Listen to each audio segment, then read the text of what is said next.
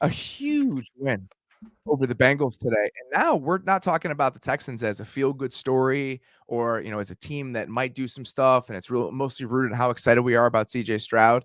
The Texans at 5-4 now with this win over the Bengals are legitimately involved in the AFC wildcard race. And guess what? They belong there. They belong in that conversation with the way that they are playing right now. When we looked at serious on serious playoff teams, it was one of the things I liked about the Texans was Stroud's playing well. I kind of like their team. They're feisty, well coached, easy schedule. That was one of the big things I really liked. This was supposed to be their big hurdle, Yeah. and they came out and had a great game. Oh man, Stroud. What's really I mean, everyone. It's so fun to watch him play football, but what's really cool is watching him handle what kind of can really make a quarterback fall apart, or especially bad or young quarterbacks fall apart, which is pressure or drop 8. It's And he yeah. shreds both.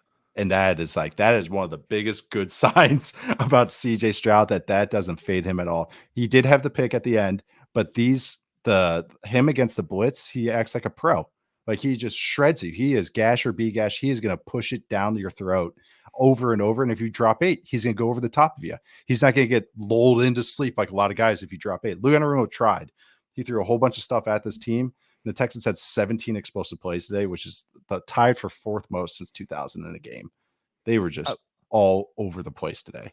It's so funny, and it's not surprising because for the most part during his college career, he didn't have to deal with a lot of traffic in the pocket. He Right. did later in that season. You've talked about that Northwestern game a bunch. When we talked about him before the draft, we talked about the Michigan game. Yeah. Even before getting to that Georgia game, there were flashes that I believed he would be able to translate some of this stuff when the game got a little bit dirtier. But the fact that now that's one of his biggest strengths is the way that he deals with muddy pockets. That's insane. Like, Yeah. it's supposed to be a huge question mark, and it's become one of the things he does best. And some of it's pocket movement, which he's fine with. But the thing that's most impressive to me is his ability to get throws off as that space closes in. And it's twofold. I was trying to articulate this when we were talking about him before. A lot of guys drop arm angles to get the ball off in kind of tight spaces. His release point goes up. He throws the ball over people consistently, and his ability to understand how to do that is incredible. And then he doesn't step into throws. There's so many throws that he doesn't have to step into, and the fact that he can get some of this shit off is insane.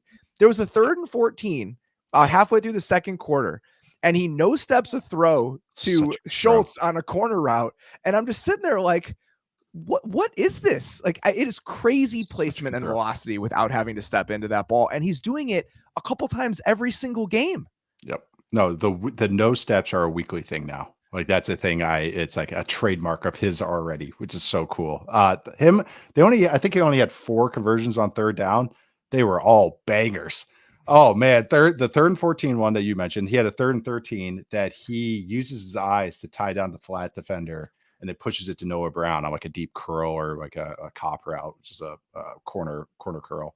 But he, man, on that one, I want to get the all 22 of it because it might have been a quasi no look, and I didn't want to like say that without knowing the all 22. So I'm waiting to watch that one. But and then he had a field out route to tank down on 3rd and 10 that was just short, but that thing beautiful, was just unbelievable placement, unbelievable placement. And then 3rd and 6 to Robert Woods, a bender, and then he had the Dalton Schultz 3rd and 6 on the 2-minute drive, another bender that he hits, like the little seam bender. And it's just, I mean, those are the big boy throws thrown over the middle of the field on 3rd down. That's what they're packing the paint to stop you from doing that. And he's just doing it over and over and finding the right answer. I'm glad you brought it up because he is ruthlessly on time. Like he gets moved. Trevor does a good job of this as well, but Stroud is like, he is always going to get that ball out perfectly on time or with anticipation. So it negates a lot of coverage and it negates a lot of pass rush because he can just do that over and over. How quickly he gets from 1 to 2 to 3, how he gets off stuff so fast. Yeah. That's one of my favorite parts about watching him is he's going to 1. If that's dead, he's gone. He is not going to sit on that for a single half second longer than he has to. And for somebody at this stage of his career, it's so encouraging to watch. And on that 3rd and 13 that you're talking about, the Bengals bring 5 with 2 DBs and the Texans pick it up. And that's one of the other things that's been so encouraging about watching them this season is that their pass protection, even as they've dealt with all these injuries along the offensive line, has been so much better than it has any right to be. Some of that is picking up blitzes like that and just being well coached. but they do such a good job. Again, today, heavy It's personnel sorry. moving the pocket. Heavy personnel moving the pocket where they're just having him on these half rolls and just giving him all this time and space to throw. He was phenomenal on play action today. 9 of 14, 169, 8 first downs. And that ability to like give that guy space and just let him go to work on what should be aggressive throws down the field, it is a winning recipe with his skill set right now. Yeah, there's so much where they were forcing the Bengals DBs to communicate. All the, like you said, those play action concepts. It was great on one of them. They showed like one of the, not spider cam view, but they showed kind of just the receiver stuff. And you could see the Bengals as soon as the over route started. I think it was probably Noah Brown. I'm going to assume it was Noah Brown because he caught everything today. And it was, but you could see the Bengals corner going like, carry, whatever the Yes. call is. Yeah, it was. Pointing. Yeah, but that was all day. They just were attacking that all day. And like you said, moving the pocket, that builds confidence too, because it gets the quarterback in a rhythm. Just think Totally. like an outfielder doing a little crow hop before they throw. Kind of gets you like, look at Purdy gets so much more in rhythm when he can do those throws. Every quarterback does. It makes you feel athletic, even if you're not. But these guys are though, so I'm not saying that. But I think you tweeted it, the double move that they hit to Noah Brown as well in the red zone. It was to Mechie. Huh? Oh, it was a double move to Mechie from the slot. He back shouldered a double move down the left sideline, like one ball drifting out of the pocket. I love that route. I know it as a squirrel route, and I love that one, especially where they called it, because all these teams do high lows over and over. High low, inside hitch, inside hitch, inside hitch. It's the double move off the inside hitch. It was great. I love Seth Roberts was a fantastic scroll route runner. Like he had one, that was his route, the flat routes and scroll routes. Those are like the two things that Seth Roberts can do. But those like, I don't know, man. I just can't get over how awesome he is. Like I hate, like every time we talk about him, but it's just gushing because he does so much right. Like it's just fun it's a pleasure to watch. Already a top 10 quarterback in the league with the way he's playing right now. Already. Oh yeah. I try to like pump the brakes on this stuff because I've said a lot of stupid shit over the last 10 years because this league is so week to week. And it's when you're wired like me, it's so easy to get overexcited about people, but he just keeps proving it over and over and over again. And I know that if he throws that pick and if Tyler Boyd catches that ball, then the Bengals potentially win this game. But just down in and down out, just watch him play. Just watch the process and what it looks like. It's absolutely fantastic.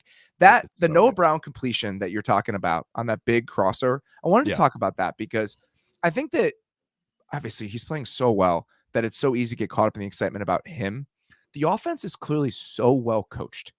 It is clearly so well coached. Noah Brown on that play bends his route outside just enough to kind of create a little bit of space and then brings it all the way back across. And I think that screws with the timing of the DBs passing that off because the safety who's supposed to take that, when he sees him bending it outside, he doesn't move at all. So it just creates that little bit of hesitation. And like, those are the details when you watch a Shanahan offense or when you watch the Dolphins offense and you just think they're clearly just every single detail about how you're supposed to run this route, the depth, the speed, everything about the construction of the play is clearly being articulated to these guys in a really good way. And that's why you see the Noah Browns and the Dalton Schultzes and guys that maybe are surprising us a little bit have this sort of production. The fact that they did this without Nico Collins today is just wild, but I'm not surprised anymore. Like, that's what this team is. Noah Brown was supposed to be the dirty work guy. He was like that, like, oh, look at that block. I'm so happy for you. I'm so happy for you that Noah Brown had this day today. Stop. Like, it was just like kept going. I was like, I had to play him in fantasy in one league, in a deep dynasty league. And I was like, stop. I was like, good for you, but stop. And I'm pulling it out. But that detail you're talking about, though, like you talked about the protections, and that's such a great point. And that's what can hinder a team, especially on passing downs, is when you don't get everybody out. There were so many of those blitzes where the running back was either in protection going to the right guy or releasing against a blitz. So they're still getting 5 guys out while going against 5 pass rushers. There's a lot of teams right now that are struggling with that to get, and that is the Ravens take full advantage of that.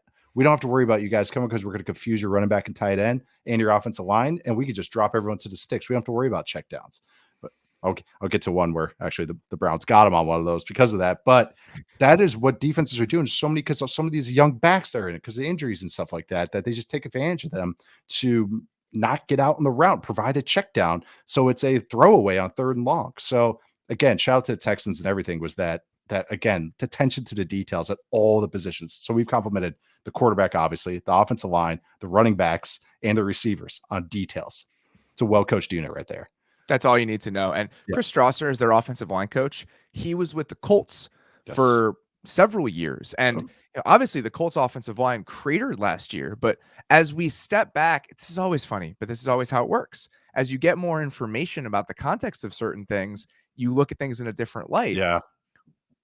What's happening with the Panthers right now and what happened with the Colts last season, there's a chance that very few guys are in a position to succeed with that sort of construction on offense. And the Colts offensive line that we had seen before that was a strength of that team. So for him to come in and do the work that he has with that group that's been banged up all season, they deserve a ton of credit. The offense, I think, is where a lot of the enthusiasm deservedly lies right now. But the defense showed me enough today where I can start to get behind this. The back seven is going to be a work in progress, right? So Stingley was hurt. Now he's back in. Shaq Griffin's playing over Steven Nelson now. Jimmy Ward didn't play today, so you got a backup safety in there. That's been a rotating cast of characters, and they've had some ups and downs. The front can affect games, and they're continuing to do that. We know about Will Anderson, but Jonathan Greenard is like a pretty good player. Like he affects games that he's in. Sheldon Rankins had some really nice moments today. They're 12th in pressure rate coming into this game. They were 12th. So if you can combine a front four that can get after people with an offense that really can kind of go toe to toe with anybody right now in terms of putting up points, that's a recipe for a team that can compete as we get down the stretch here. And I think that they're starting to show us that they're that sort of team. Other than the interception, because Stroud doesn't act like a rookie, so it's like that's what makes you feel so well because he's so good about him because he's so calm as well. But this defense is, they were doing some. D'Amico Ryans, a guy I remember too. It's like on 3rd down, it's like he can be funky, and he did a double look on Chase a couple times where it's more almost like a Spags coverage. Like a cover 0 double look. And I was like, ooh, okay. All right. Throwing that in there. That was nice. I think the Bengals on one even got a first down anyways, but I'm glad you bring up the pass rush stuff because how many times it felt like the Bengals offense from 2 years ago where Burrow's like creation, bailing to the right, bailing to the right, bailing to the right, bailing to the right. He was uncomfortable all day. He was uncomfortable all day. Every single play, it felt like he was looking down because the pocket was closing in around him consistently. The first interception, it was a classic domino effect of a lot of things happening. Tight end bends it just a little too much. Burrow doesn't step into it all the way, so it sails on him just a little too much, but that compounds errors. And so that's what pass rush can do when you don't feel like you can step up into every throw because you're worried about your leg getting taken out. That can hinder that. And if you're not throwing to your ace T. Higgins on the seam, you're throwing to your tight end. And we know how tight ends are used in the Bengals offense, kind of lower on the pecking order. So but again, that's what the compounded issues. And then the second interception was, again, him bailing to the right, trying to make a play, and then again, throwing into coverage and near the end zone. So that pass rush was affecting him the entire game, which is so encouraging to see from the Texans, especially Will Anderson being the ace that we think he could be. I want to see tight ends in the Bengals offense get used because they're wide open for a reason. We're talking about like stick routes where no one covers them because the coverage is shifted the other way. I don't want to see drawn up one-on-one matchup plays for Tanner Hudson on like fades outside the numbers. I'm good without that within the Bengals offense. That's me personally, but I'm all set without that. I agree. We'll just focus on the good ones. Yeah. It's just, I know we want T. Higgins back too, but it was good to actually see Jamar Chase in there. Like because I thought the back stuff, it was like how he was making it sound. Yeah. It was like, is this guy going to play again? And he's playing this week. It's like it was 5 days ago. He was making it sound like, yeah, I don't know, guys, it's going to be rough. So he baited me. At least he got me at least with that. But I do think this is what gets scary is when this Bengals defense is only creating, down to down. They've gotten their teeth kicked in for a few weeks now, and they just have they create the turnovers in the red zone. That's a scary way to live, that you're relying on not only just turnovers, but really good moments of turnovers. If your offense can just have those ups and downs and they're turning the ball over as well, it's like, ooh, that created a little bit more scariness with this Bengals team than maybe I anticipated maybe a couple of weeks ago. And I think you saw Sam Hubbard not playing today. I think you could Yeah. feel that. They just don't have that many bodies rushing the passer right now. They do Mhm. not have that many plus guys. When he's out, I think you can feel something like that, and that was evident today.